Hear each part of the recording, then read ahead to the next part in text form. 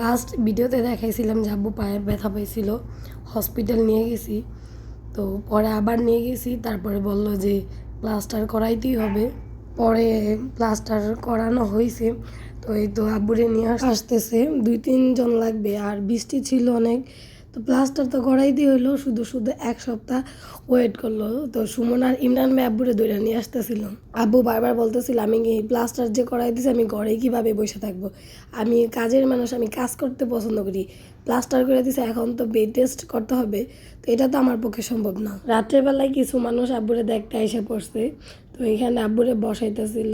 তো আসসালামু আলাইকুম, সবাই কেমন আছেন? এই তো আলহামদুলিল্লাহ, আপনাদের তো আমরা সবাই ভালো আছি। সারফরাজ যাদের পরীক্ষা শেষ, তো বন্ধ ছিল 10 দিন, সেই জন্য আমরা প্ল্যান করছি যে চাঁদপুর থেকে একটু ঘুরে আসি। আমি সুরিয়াপু আর আশা যাইতেছি।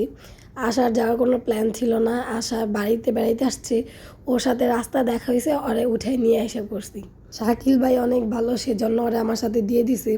আর ওর তো কোনো প্ল্যান ছিল না যে আমার সাথে আসবে, রাস্তায় দেখা হয়েছে ওদের বাড়ি থেকে, ও শ্বশুরবাড়িতে যাইতেছিল, আমি ওরে জোর করে নিয়ে আসছি। তো আমার মনে হইতেছিল যে আমরা সব একসাথে গেলে অনেক ভালো লাগবো, সেই জন্য ওরে জোর করে নিয়ে আসছি। আমি আসবো কি না সেটা আমি শিওর ছিলাম না। তো আসবো আসবো সকাল ফজরের সময় উঠে বসে রয়েছি, আসবো না আসবো না আসবো এরকম করতে করতে 8টা বাজে, তারপর রেডি হয়ে বেরিয়েছি। আর মুন্সিগঞ্জে আসার পরে আকাশটা একটু মেঘলা ছিল, এখন লঞ্চে ওঠার পর এত জোরে বৃষ্টি নামছিল, আমি তো কান্না করতেছিলাম বসে বসে। তারপরে বৃষ্টিটা একটু কমছে আর ভিডিও করছি। আমার বৃষ্টি দেখলে অনেক ভয় করে লঞ্চে, কারণ হলো আমি এমনি সাঁতার জানি না, আরও বাচ্চা 2টা একসাথে, তো আমি কী করবো, মানে ওইটা ভাইবা আমি অনেক কান্না করতেছিলাম। তো এই তো বলতে বলতে বৃষ্টি অনেকটা কমে গেছে, এখন আমরা চাঁদপুর ঘাটে আইসা পড়ছি। একটু বাকি আছে, 2 ঘন্টা লাগে মুন্সিগঞ্জ থেকে চাঁদপুর আসতে। আমি 2 ঘন্টায় মনে হয় মোবাইলটার 100 বার দেখছি, কখন 2 ঘন্টা শেষ হবে, কখন 2 ঘন্টা শেষ হবে। যারা উপরে ছিল তারা সব নিচে এসে পড়ছে, আর আমরা অন্য জায়গায় বসছি, এই জায়গায় এসে পড়ছি। মানে এক একজন এক এক জায়গায় চলে গেছে ভয়ে বৃষ্টির। তো মানে এত জোরে বৃষ্টি আসছে, আমি কান্না করছি। তো সূর্যাপু তো বারবার বলতেছিল কিছুই হবো না, কিছুই হবো না, কিছুই হবো না। তো আমার তো কথা 2 ঘন্টা শেষ হইলে আমি নামতে পারবো, 2 ঘন্টা কখন শেষ হইব। তো বলতে বলতে আলহামদুলিল্লাহ আল্লাহর কাছে হাজার হাজার শুক্রিয়া যে কোনো কিছু হয় নাই। চাঁদপুর আইসে পড়ছে, আরও বেশি ভয় করতেছিল। আমি জোর করে আশা নিয়ে আসছি, এখন যদি কিছু ঘটে তাহলে কি হবে, মানে ওই ভয়টা আমার মানে বেশি কাজ করতেছিল। ও সাঁতার জানে না, আমিও সাঁতার জানি না, ওর সাথে 2টা বেবি, আমার সাথে 2টা বেবি, মানে এই কারণে আরও বেশি আমার কাছে ভয় করতেছিল। তো এই তো ঘাটে আপু আগেই সিএনজি বইলে রাখছে, তো আইসা পড়ছে সিএনজি, এখন আমরা সিএনজি দিয়ে যাব। তো আসার পরে এখন অনেক বেশি ভালো লাগতেছে। আমার আসার কারণ এটাই ছিল যে সারফরাজে এজাদ অনেক আসতে চেয়েছিল, সেজন্যই আসছি।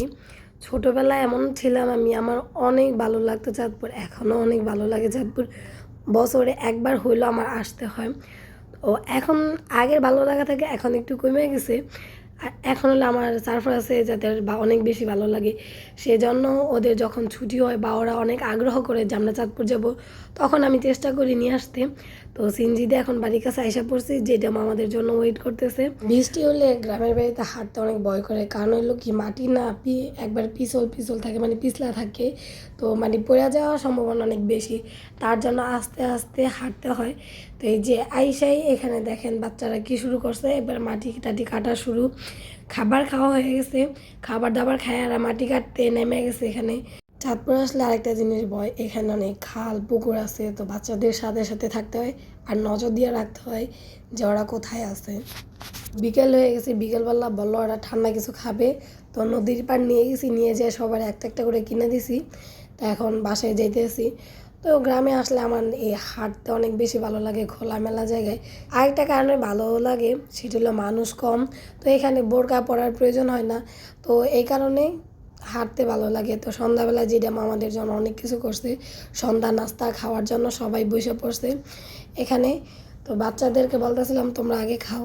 চাঁদপুরের দ্বিতীয় দিনে যে সকালবেলা ঘুমেতে উঠেই থেকে অনেক সুন্দর রোদ, রোদ দেখে আমার অনেক বেশি ভালো লাগছে। চাঁদপুরে ঘুরতে আসলে বৃষ্টি হইলে ভালো লাগে না।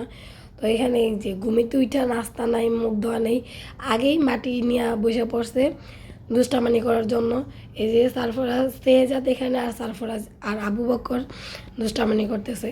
তো ওদেরকে আমি বলতেছিলাম যে উঠো নাস্তা করবা, মুখ ধো, মানে এগুলো বলতেছে আচ্ছা ঠিক আছে একটু করি তারপরে উঠবো।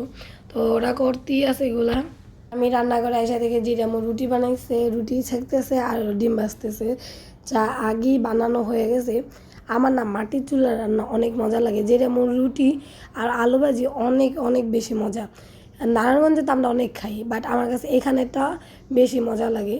কার কেমন লাগে জানি না, আমার কাছে অনেক বেশি ভালো লাগে। নাস্তা বানানো হয়ে গেছে, তো সবাই আমরা একসাথে বসছি, বসে এখন নাস্তা করব। তো সূর্যাপুর বাচ্চা করে খাওয়াইতেছিল আর আমি সেজা সারফরাজে। এই সময় শুনি আইসক্রিম আইসক্রিম বলতেছিল।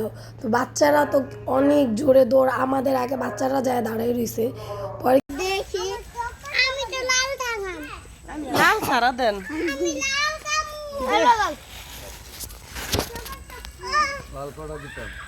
সবার হাতে এক কালারই দেন, যা দিবেন পরে মারামারি করবো পোলা পেনে। আমি এটা খুব দেখে খা খা বাবা খা। এই ওলের উল্পি দিয়ে আসতে ওই দুধ বাচ্চারা অনেক খুশি হয়ে গেছে, সবারই কিনে দিছি, বাট আমি কিনি নাই, কারণ ওই যে একটাই সমস্যা, আমার অনেক ঠান্ডা, এখনও গলা বসে রয়েছে। আর চাঁদপুর যেহেতু আমি কথাই বলতে পারি নাই, অনেক কষ্টে কথা বলছি। আর চাঁদপুর আসলে না আমার মাটি পাড়াইতে অনেক অনেক ভালো লাগে, সেজন্য আমি রাত্রে মানে ঘুমানোর আগ পর্যন্ত মাটি পাড়াইরা, মানে এই যে এখনও মাটি পাড়াইতেছি। তো আসার মেয়ে এখানে অনেক সুন্দর করে আইসক্রিম খাইতেছিল।